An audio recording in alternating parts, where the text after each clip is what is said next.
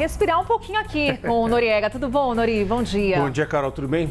Foi tranquila nas férias, descansou? Pois é bom, né? Renovado. Recarregar Bom foi demais. rápido, né? Bom demais. Mas... As férias sempre passam rápido demais, né? A gente quer mais. A gente já está focada aí nas próximas férias e de olho no que está acontecendo no esporte sempre, porque é muita emoção. Eu chego aqui para uma reta final. Sim. E tivemos clássicos no fim de semana. Por exemplo, em São Paulo, tivemos o jogo entre Santos e Palmeiras pela final do Paulistão. E aí tivemos a vitória do Santos, muito comemorada pela torcida. De fato, foi vitória merecida? Foi. O torcedor pode respirar aliviado? O time está voltando a uma boa fase? O time do Santos teve o que a gente costuma dizer, que é aquele brilho no olhar.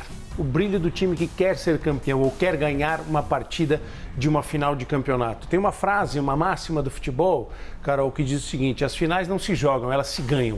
E o Santos entrou com esse espírito, que foi exatamente o que faltou para o Palmeiras.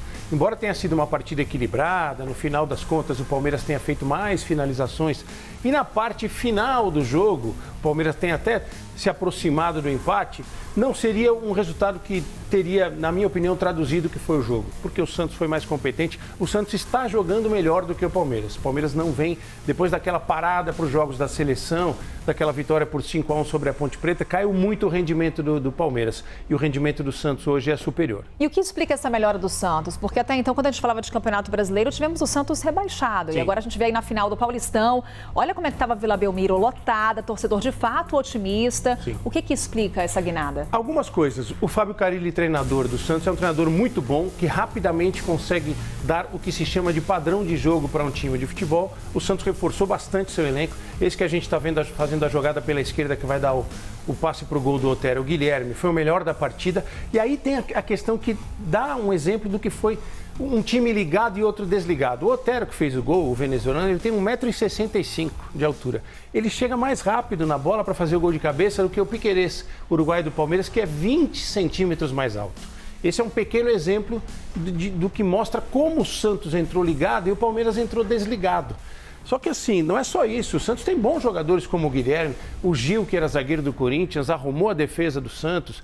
O Diego Pituca, jogador de meio campo, que ontem ditou o ritmo da partida. Então não é só a vontade, não é só a disposição, a briga. O Santos realmente, aí talvez iluminado pelo Neymar, que estava na arquibancada, vibrou muito com o gol do Otero, mas o Santos realmente cresceu demais. A evolução do Santos, do começo da temporada até agora, é maior do que a evolução do Palmeiras, que tem um elenco de mais qualidade. Pois é, você falou aí de alguns nomes do Santos. E o goleiro do Santos, a gente pode colocar aí nesse... Fez defesas importantes, decisivas. Assim como o Everton, goleiro do Palmeiras, fez boas defesas. Mas no momento em que o Palmeiras estava melhor, ali nos 15, 20 minutos finais de partida, o João Paulo, quando foi acionado, fez o que se espera de um goleiro decisivo. Fez as defesas importantes. Bem, tivemos o jogo na Vila Belmiro, mas tem um próximo agora, no Allianz Parque. Sim. Aí a torcida do Palmeiras vibrando para apoiar o time. O que o Palmeiras tem que melhorar e o Santos também para garantir essa vitória de fato do Paulistão? No caso do Palmeiras, precisa melhorar muita coisa mesmo. O Palmeiras não está jogando bem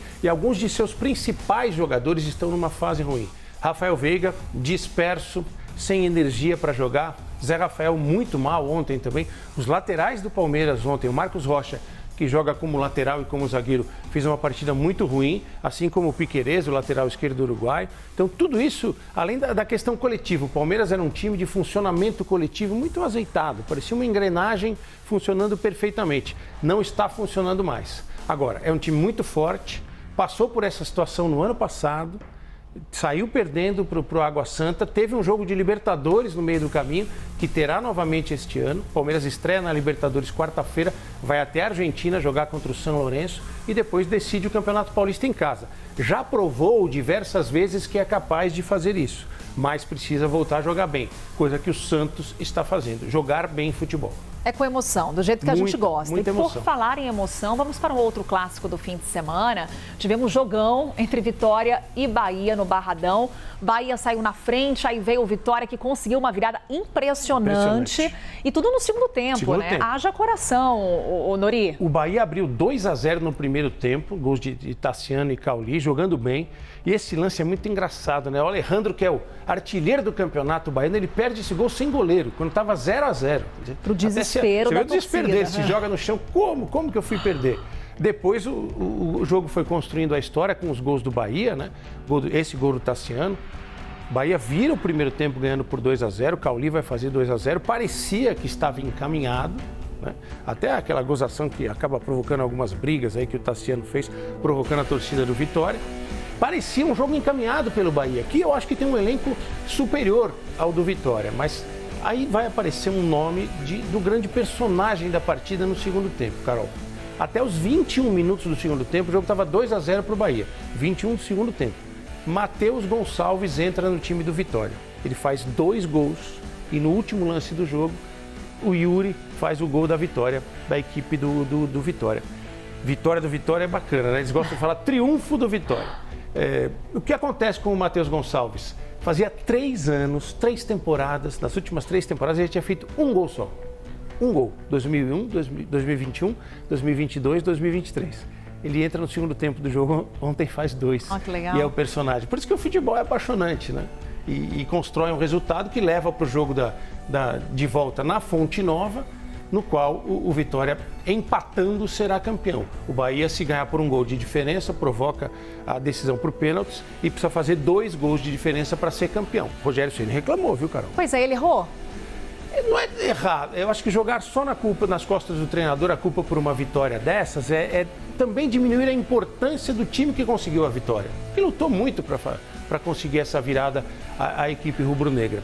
O que o Rogério reclamou? Ele disse que faltou ao Bahia opção no banco de reservas para trocar jogadores, que o time cansou. Diferente do Vitória, né? Troca o jogador. Eu discordo um pouco do Rogério, porque o Bahia gastou mais de 50 milhões em reforços nessa temporada. É histórico, nunca o Bahia se reforçou tanto. Gastando, tem o dinheiro do Grupo City, que é dono do Manchester City da Inglaterra, na Sociedade Anônima de Futebol do Bahia. Então, eu não concordo muito com essa visão do Rogério, não. O Bahia tem investimento, tem um bom elenco, contratou jogadores experientes. Talvez ele esteja querendo tirar um pouquinho do chamado foco do que aconteceu no jogo. Agora, para reverter esse resultado, o que o Rogério Ceni, com esse time aí milionário, pode fazer? É atenção. Nas finais, não pode haver descuido. Um time que faz 2-0, jogando na casa do maior rival, só a desatenção possibilita que o rival consiga buscar a virada. Talvez o Bahia tenha relaxado muito antes do que pudesse relaxar. Eu entendi, os jogadores têm dentro de campo entendido que o jogo estava resolvido por causa dos 2-0. Já estava com 2-0, estou garantido. Faltou avisar para o Matheus Gonçalves, né? Conferir então também a final por lá com o Maurício Noriega. Esse é um dos gols do Matheus Gonçalves, esse aí. Ô Nori, vamos seguir aí na região Nordeste para mostrar o que aconteceu no sábado. Uma confusão na vitória por 2-0 do Sport contra o Náutico, pelo jogo de ida da final do Campeonato Pernambucano no Estádio dos Aflitos. A gente tem as imagens, talvez, ali da confusão. Primeiro explica pra gente o que aconteceu, porque também teve gente que invadiu o campo, os gramados, não tem relação com a confusão. A confusão começou ali na arquibancada. Sim. De como é que começou, o que diz a polícia, o que diz a torcida? Primeiro, a gente está vendo os lances, os gols do jogo marcados pelo Rafael Thierry e pelo Gustavo Coutinho na vitória do Sport, que encaminha bastante a situação para a conquista do título pernambucano. Inclusive, o Alan Al, o treinador do Náutico, foi demitido após esse jogo. Muitas coisas que acontecem no futebol explicam situações. Faz 20 anos, Carol, que o Náutico não tem uma temporada completa com um treinador só. Desde 2004 que o Náutico troca de técnico várias vezes. Foram mais de 60 treinadores. Isso explica porque o time hoje está na Série C do Campeonato Brasileiro. O Sport, um time melhor, mais encorpado, fez um jogo muito consistente e praticamente encaminhou a conquista do título. Sobre a confusão, a gente vai ver as imagens que são lamentáveis. Essa imagem é muito engraçada. Esse cara, esse maluco beleza aí, ele invadiu o campo 2 vezes. E ele virou celebridade, Carol, acredite se quiser, em Recife. Ele é conhecido como Amendoim. E hoje as pessoas encontram com ele na rua em Recife, fazem selfie, tiram fotos e tal.